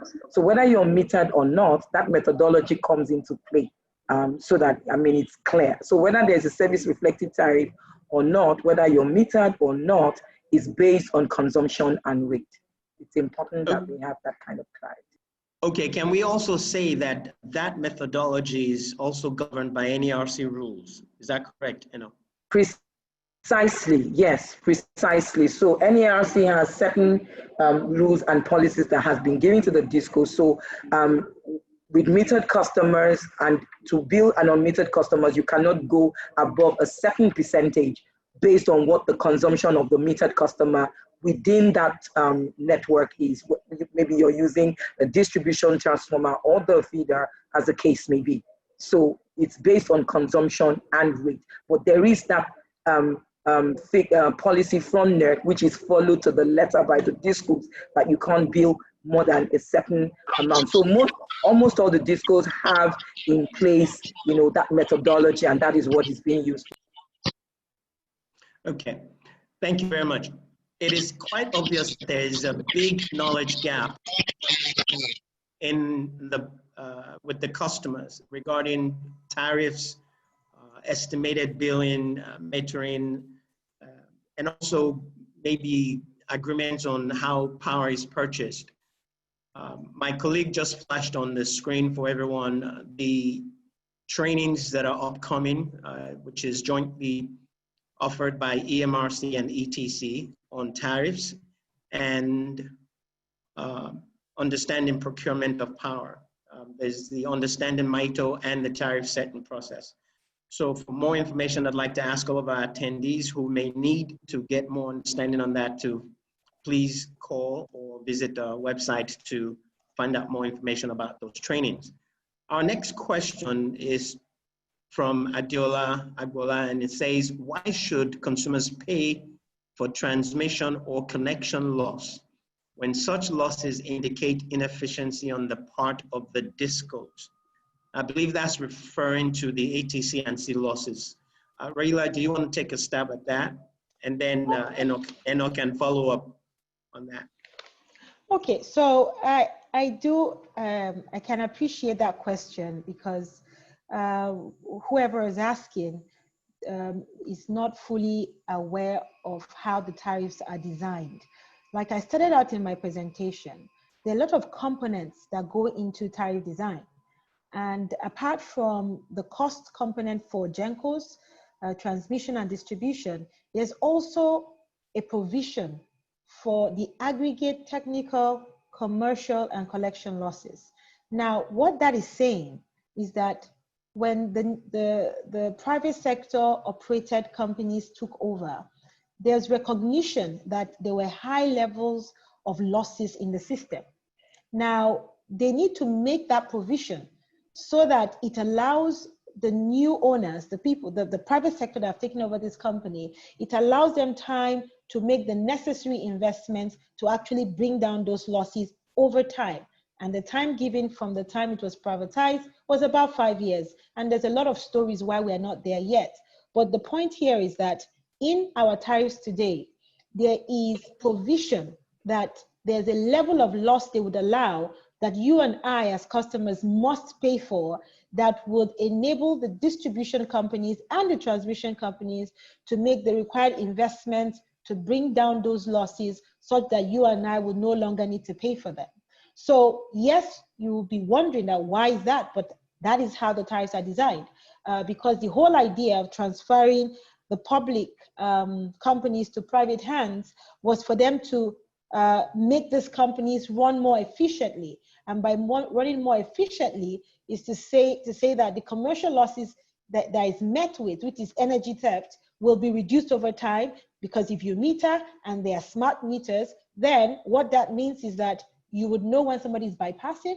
And it's not just even about metering, because if you have smart meters, whatever, and there's no law that would enforce or criminalize energy theft, then people will continuously take advantage of it. So I think in one word, tariff today as it's designed, make provision for certain level of losses that is allowed for you and I to pay for. For transmission, the loss level there is about 8.05%.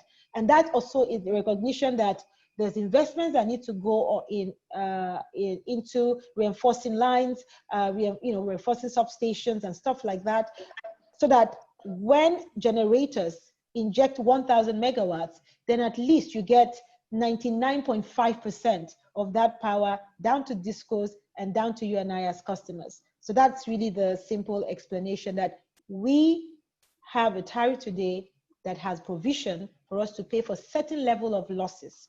And the responsibility of the distribution companies is to invest and bring down these losses over time such that we no longer have to pay for it. Thank you. And do you want to add anything to that? Yeah, I'm just going to add just a bit to, I think Rahila has already spoken to, everything. It's important to know again, because Afolabi, you've already mentioned that there is that huge gap between knowledge gap between the public and what actually obtains in the disco.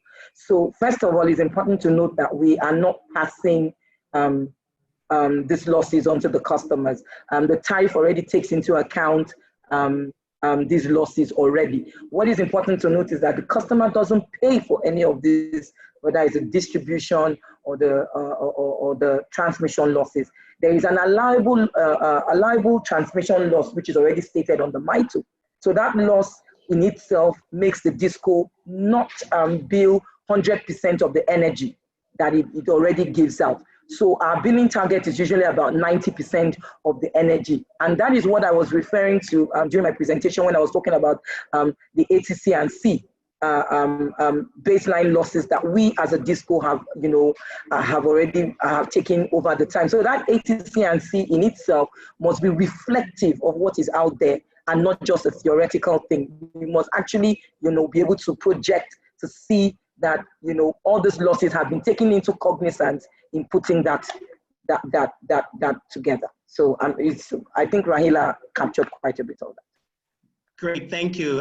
For the benefit of those of you that don't know what ATC and C is, Rahila mentioned it. It's aggregate, technical, commercial, and collection losses. So there are a lot of questions surrounding this technical losses and the use of technology, smart metering, and the likes to improve service delivery as well as improve the amount of electricity delivered to the consumer. Can Engineer Lowell talk to that a little bit? What are some of the technologies that are available that we can use to reduce the ATC and C losses and also improve metering? Okay, good. So thank you for this question. I think I'll answer it in two parts. I might want to go back a bit to the last question that Rahila answered and say, going back to the privatization, when the privatization was conceived, two things were discussed. How do you buy a distribution company? It's either you basically bid out to the highest bidder, or you bid out to the person that would do the most investment to bring down efficiency levels. And so that's the ATC and C system. I mean, in a simplified way. I guess it's much more complicated, but that's the most simplified I can think of. It's something around you're paying for what the energy, the petroleum company is importing petroleum products. At the end of the day, the cost of crude oil includes everything, including shipping, logistics, and the rest. And the shippers and everybody have some contents that would get spilled out during the sea faring and during production, during storage, and the rest. And therefore, it all includes, it's all included in the actual cost of the unit price of petrol. And therefore, that's basically the simple analogy I can give. Now, in terms of the technologies that DISCOs are investing to detect theft, to ensure reduction of these losses, the most critical element of this is simply the smart meter. And I believe Rahila must have stated smart meter almost 10 times since we started this webinar. Smart meter, smart meter, smart meter. But behind the smart meter comes a lot of things. And we've been doing this over the years. There's the energy management system, distribution management system, the SCADA. I believe one of the discos in Lagos has a SCADA. We have a mini SCADA. There's the customer relationship management system. That's the CRM. Almost all discos that I know, at least about 10, have CRM systems that customers can actually vend almost online, or they have accounts, or at least the disco can almost immediately on their mobile phone or online simply log in and see the account details of customers as you would ordinarily have in banks and the rest. Now, there are other network technologies that the discos are investing, and it's amazing. For one Kaduna disco, what amazes me, what interests me is we have a very young workforce, and our IT savvy workforce have been coming up with so much products, internal products around apps that we'll use in terms of our bill distributions, our customer complaints, our enumeration, every single aspect of our business is automated or getting automated. And as we go, new concepts are coming up. We are deploying these technologies, and therefore, I mean, it's making our business more efficient. It used to cost a lot for ordinary utility to have automated distribution monitoring system. You have to have the IEEE based monitoring system, but with new technologies, internet, smart phones, SIM cards, we've been able to build these applications. But guess what? This cannot be fully deployed when you don't have the right revenues, when you can't actually recover your most basic costs of the energy. So therefore, using these losses would take a lot of investments in these technologies to ensure that you reduce those losses to comfortable levels where customers will be able to have that 24-hour supply or stable voltages, and no spikes, and outages are minimized as much as possible. These are all consequences of investments, and there's no pipe in the system which wants to be left out without supply. What I mean is there's no electricity distributor in the world that doesn't want his lines to be supplying electricity 24 hours, because that is basically guaranteeing revenue. However, where you do not have systems to manage the revenue protection, it becomes a very difficult endeavor, and therefore you want to ensure that you recover your costs and you invest in the right technologies and the right management systems for you to be able to recover your costs and provide efficient service. Thank you. Thank you, Engineer Lawal. We have 3 more questions. So this next question I'd like to address to Rahila and Diana.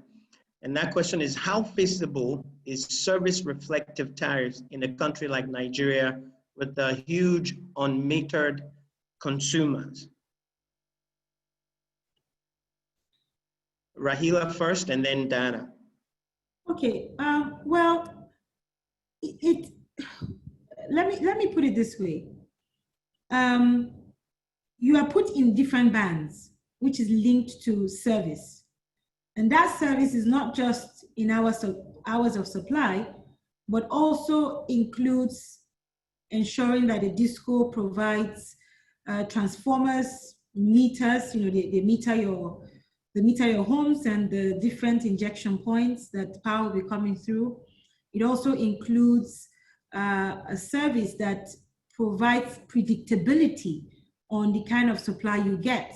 So your supply is not just you wanting to get 24 hours of supply, but if you are in a band where you get 4 hours, the expectation is that it is consistent, and so you as a customer can plan.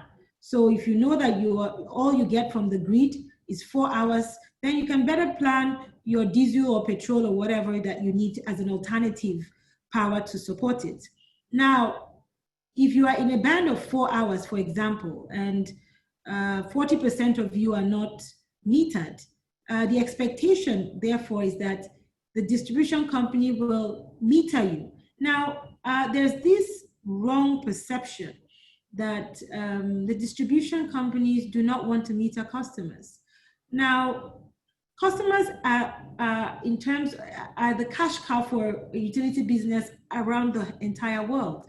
And the only way to have revenue assurance is to ensure that you meter those customers and to ensure that there's no energy being stolen. So it is in the interest of the distribution companies to meter you so that they can provide better supply. So in terms of if a service reflective tariff regime will be impacted negatively by you not being metered, it's a no. The expectation is that when you're in a band and you're one of those customers that are not metered, the expectation is that you expect that distribution company to meter you. And based on that metering, you can still be getting 4 hours. So if you're getting 4 hours or 20 hours, it doesn't matter. You should have a meter. So if I'm only getting 4 hours, I should have a meter that would measure the 4 hours I'm taking, and I can pay for it. So the service reflective tariff is just ensuring that there's a fair distribution of how the tariffs are applied in a manner that the distribution companies can guarantee or provide some level of guarantee to a customer that this is the service you will get. But metering is a no-brainer. Metering is non-negotiable because that is the only way distribution companies can secure their revenues. Today, I'll give you some statistics. In 2019, for example, there was a particular distribution company that billed unmetered customers 35 billion naira, but they only collected 8 billion naira from those customers. The rest is a loss to that company, or it's on their books, hoping that they will get it, and if they don't get it, it will be written off as bad debt. So it is in the interest for every customer to meter. I think that every customer should expect to be metered while being in whatever band you find yourself, and ensuring that you are also keeping tabs on people that are stealing. So if you have customers, if you have a friend, I have a friend I visited one time, and the meter in that particular house was not working. And the person was saying to me, my meter has not worked for 2 months. What I did was to call the electricity company in that particular region and say, have you checked on this house? That friend doesn't know. I mean, there are many of them, but they had to go and check the house because the meter wasn't reading. What that meant is that somebody else is paying for that electricity. So again, you need to be a watchdog in your neighborhood to ensure that people are not stealing Stealing, so that you don't bear that brunt until when you are metered. Thank you. Thank you very much, Rahila. Diana, do you want to add anything to that?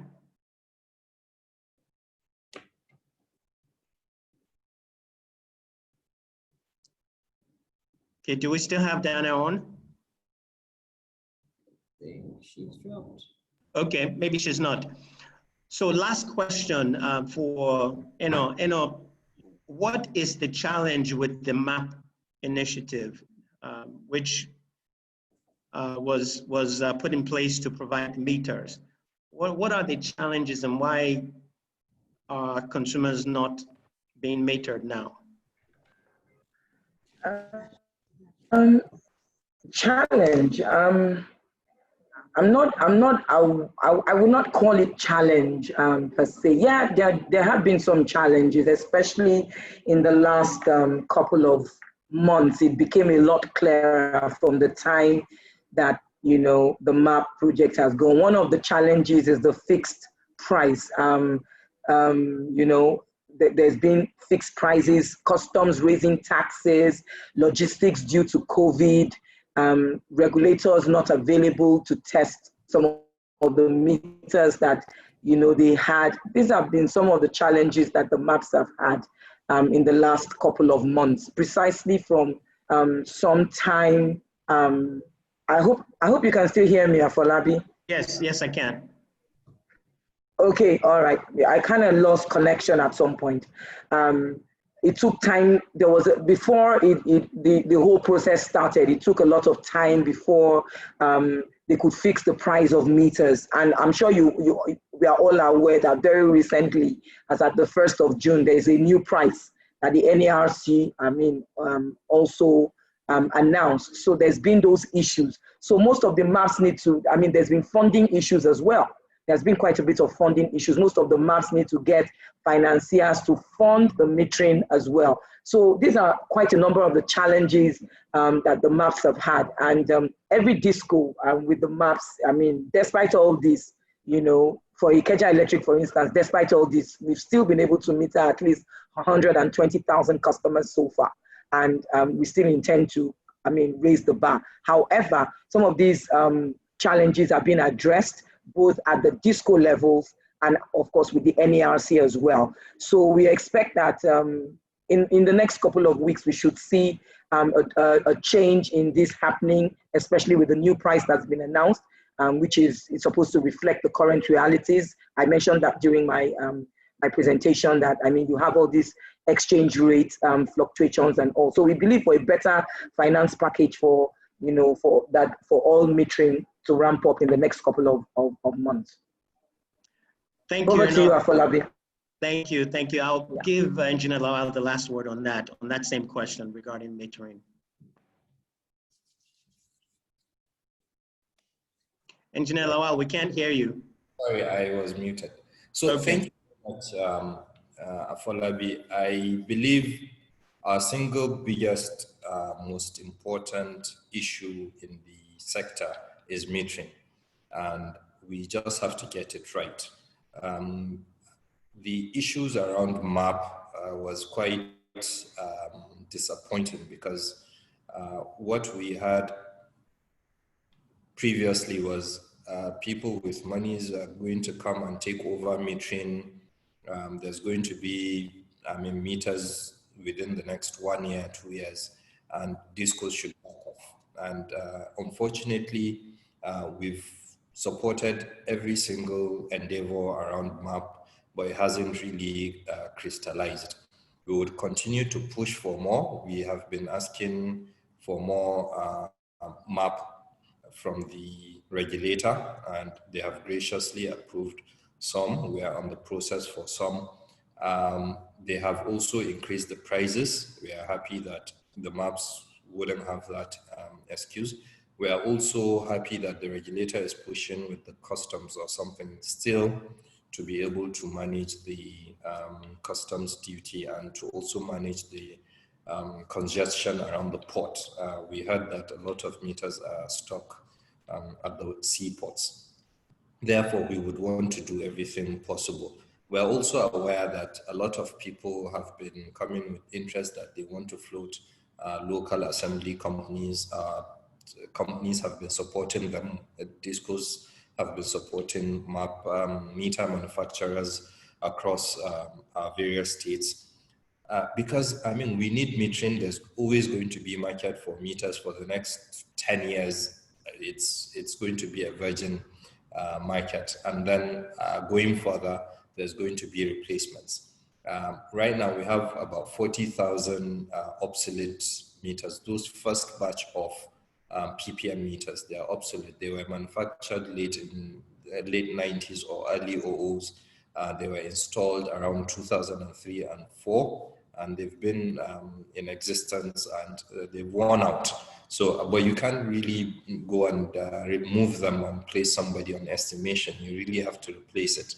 The replacements are not coming in fast as we wish, and therefore we would want to see them replaced as early as possible.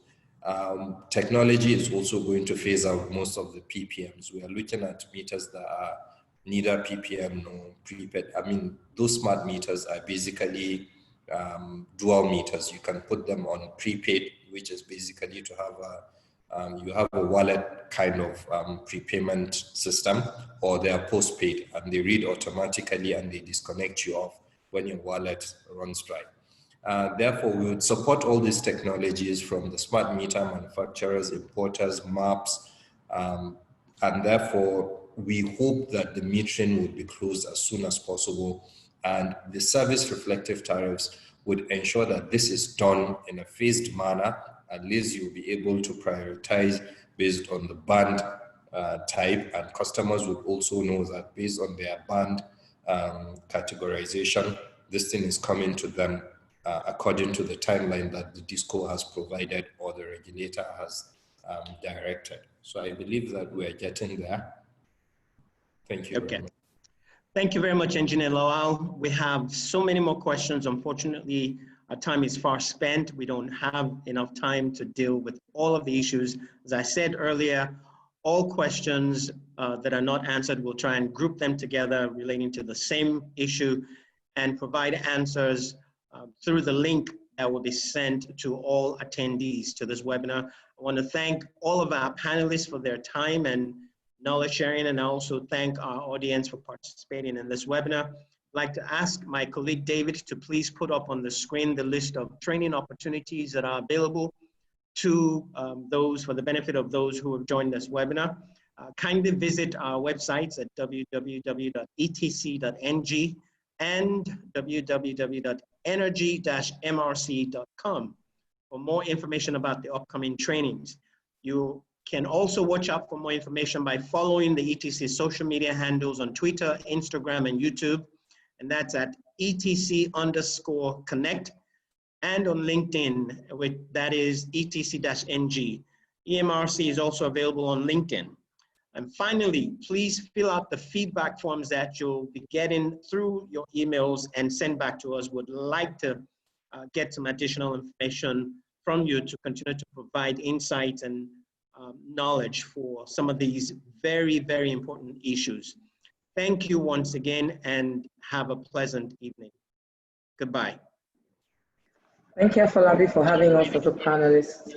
And to my other panelists as well, it was a pleasure sharing this platform with you. We look forward to good development in this country at some point. Thank you very much. Thank you very much. Thank you all. Thank you, Dana. Thank you, Stella. Rahila. Thank you so much. Thank you. David.